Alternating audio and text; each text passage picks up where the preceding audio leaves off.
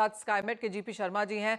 Mister Sharma, पहले तो heat wave पर आपसे एक व्यू लेना चाहेंगे। पिछले 3-4 दिनों में यहाँ पर जिस तरह की गर्मी हुई है, क्लियरली कमर तोड़ गर्मी है। हायर टेम्परेचर्स दिन में ही नहीं, रात में भी यहाँ पर देखने को मिले हैं। अब इस बाकी के हफ्ते के लिए क्या एक्सपेक्ट किया जा सकता है?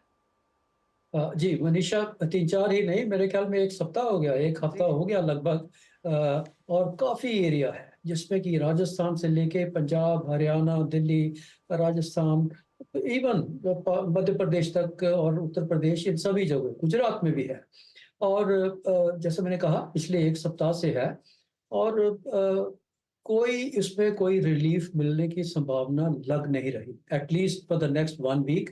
1 सप्ताह तक तो, 1 हफ्ते तक तो इसमें कोई बदलाव आने का नहीं है। हाँ, थोड़ा बहुत जैसे हमने दिल्ली में देखा, पिछले 2 दिनों से लेके थोड़ी हल्की राहत थी, 2 डिग्री टेम्परेचर कम था, 42 डिग्री के आसपास रहा, 42.4 डिग्री, जो कि पहले 44.4 डिग्री पहुंच गया था। लेकिन इसमें कोई विशेष सुधार अगर बोलें तो वो आने की संभावना नहीं लग रही।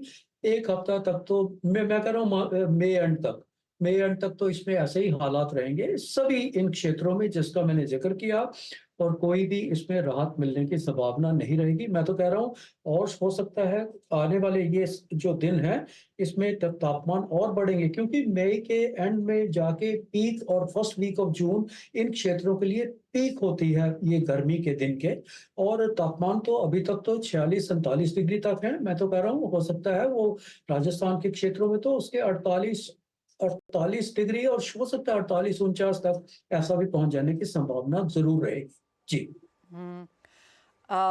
जिस तरह की ये गर्मी है, मिस्टर शर्मा, जैसे आपने कहा, अगर हम गुजरात राजस्थान की बेल्ट से अब यहाँ पर ऊपर जाएं, जहाँ पर भी अच्छी खासी गर्मी की एक्सपेक्टेशन है।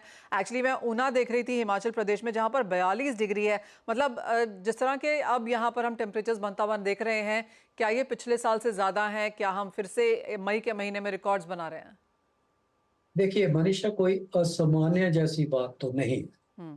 पिछले हम 2 दशकों की भी मैं देखता हूँ दिल्ली में, पिछले 20 सालों में लगभग लगभग 6 बार तो तापमान 45 डिग्री और उससे ज्यादा गया है। 46 डिग्री भी गया है, 2020 में ही 46 डिग्री गया है।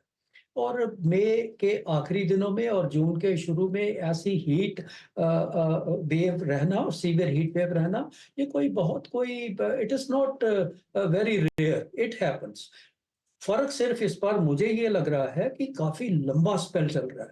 1 हफ्ता हो गया है, और जैसे मैंने कहा 1 सप्ताह और तक चलेगा, तो ये बहुत लंबा चलेगा। जनरली इन दिनों में जब भी हीट होती है तो कुछ ना कुछ छोटी मोटी activity, dust storm activity, dust raising winds, कुछ ऐसी संभावनाएं बनती हैं, जिसके कारण कि कुछ राहत, चाहे 1-2 दिन के लिए ही हो, बीच में ब्रेक जरूर होता है, वो नहीं हो पा रहा इस बार, वो नहीं है।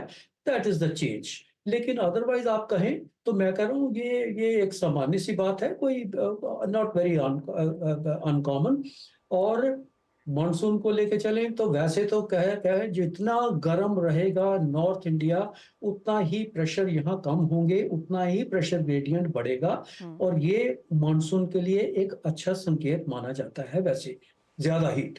जी। चलिए, तो एक पॉजिटिव वहां से लेकर चलेंगे कि एटलीस्ट यहाँ पर मॉनसून आगे बेहतर होता हुआ नजर आएगा। तो खाली अगले 10-15 दिन निकालने हैं तो आई एम श्योर इंडियंस उतना कर सकते हैं। लेकिन आपकी बात वैलिड है कि हायर टेम्परेचर्स हमने पिछले कई सालों में भी देखे हैं, लेकिन इस बार हीट वेव्स के जो दिन हैं वो यहाँ पर बहुत ज़्यादा हैं, और वो शायद एक यहाँ पर प्रॉब्लम भी है।